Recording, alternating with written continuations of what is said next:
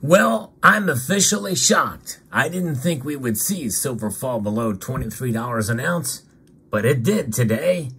And I want to know now where it will end. Somebody please tell me as we explore.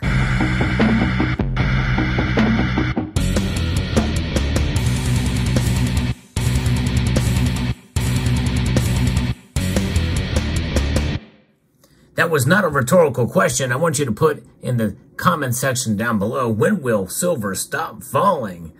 We're going to speculate here. That's probably largely what happens when we talk about the price of silver. No one really knows. You know, there's different ways to analyze the price of silver and where its projections are in the coming weeks, months, and years. You can use just fundamental analysis and a lot of the different things that drive the price in terms of emotion, in terms of events, event-driven price analysis. And then you also have technical analysis, which is based off of patterns and that have happened in the past and predict from those patterns what's going to happen in the future. Now, some say that those patterns essentially are also driven by emotion as well too, or psychology. I don't know how much that is the case, but typically pattern analysis is that technical analysis. But what's happening here today? Well, there's one thing that has driven the prices down more than probably most thought. We thought maybe we'd see a leveling out or a correction in the markets, and that is what happened in China. And it makes perfect sense. What happened in China is what's having these prices go down. Let's take a look at the prices, by the way, of where gold and silver are now. Gold has fallen over a half percentage point, down $11.60. That is a notable move to the downside, with gold still trading well above $1,900 an ounce. It's now $1,925.80, moments before the markets close here. Silver is down over 1.5% today. Not a plunge, but a pretty dramatic fall, especially for a second day in a row to see here. Silver's price now is down 36 cents to $22.85 for the ask price. It's $22.75. And platinum is also down, and so is palladium, both substantially.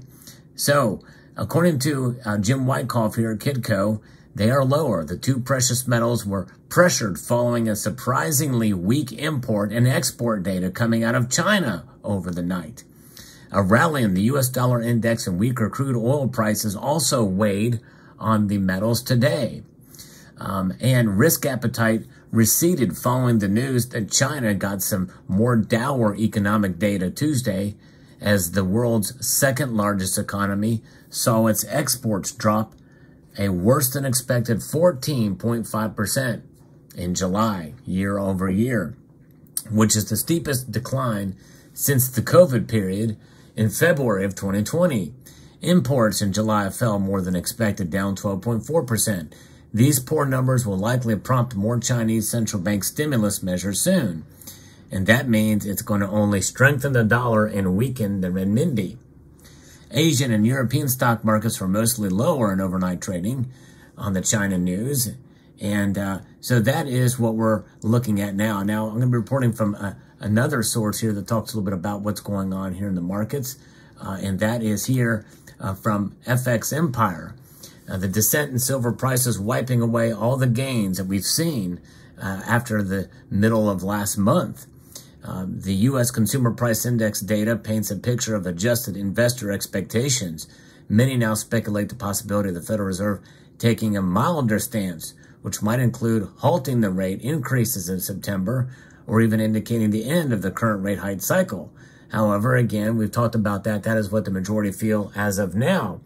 But I think that what we're seeing from China, and if we get the CPI data that is staying above 3%, that could change. The core focus will be on the U.S. inflation numbers. While general headline inflation seems to be taking a downward route, any persistent solidity in the metrics could potentially pose challenges for silver and gold. Particularly a CPI figure exceeding forecasts might ignite discussions on further rate hikes in the upcoming September Federal Reserve meeting, which is the next month. You know, we got a little ways to go, so a lot could happen between now and then. And I think that's part of the reason why we are seeing the numbers move down. This could be the beginning of the summer doldrums for gold and silver. The price is kind of stepping back and taking a drop, which means that, hey, we may be within spitting distance of my earlier prediction, which I may need to revert back to. In other words, under $21 an ounce before it starts to pick back up again in the fall. I really do feel strongly that we're going to see silver rise towards the end of the year, and I'm sticking to my prediction of $28 an ounce. However, I've been fluctuating in the summer, and I'm thinking, I first thought that the low would be just below 21 by the end of August. I now have abandoned that analysis and thought, and thinking that we wouldn't get below 23, but it is now into the high 22s. Still a long way to go before we see it drop below 21, but it is now a possibility, at least in my mind, and maybe it has been in many of your minds. In fact, many of you thought that we would see, or many of you think, several of you at least, think that we could see a $15 silver this year. I don't think that's very likely, but hey, anything's possible in this day and age. Now, back to the original question. When does it end? I think it will end after the Federal Reserve meets in September. I think that we could see downward pressure from now till then, at least to some extent. If it does fall a little bit more, we may find a strong support somewhere, whether it be $22.50, $22, or just below $21, or into the 21 range. We could see support. It's got a long way to go before it hits below my original prediction of below $21, just barely below it. So we still have a lot of room to move to the downside, at least to that level of support. But nonetheless, I do believe that in the long run, silver will do fine, and we have to weather the storm of the summer doldrums. We'll see what happens.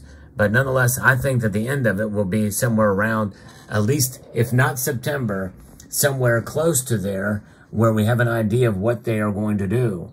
All hinges, or all bets hinge on what the Federal Reserve does in that meeting, I think, and other downward pressure things like what I talked about recently about more electric vehicle makers losing money hand over fist, like I talked about in yesterday's video with the markets.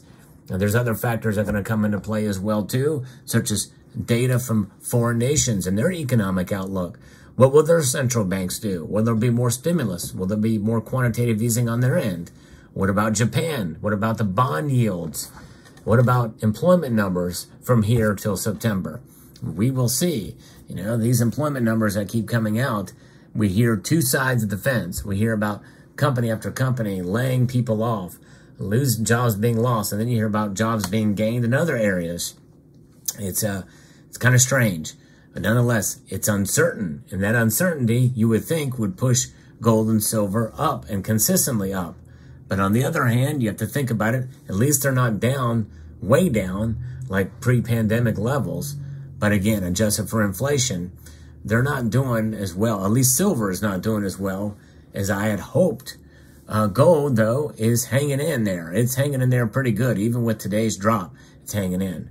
But it's fascinating to see. And so there's your market report. Now, what are your thoughts?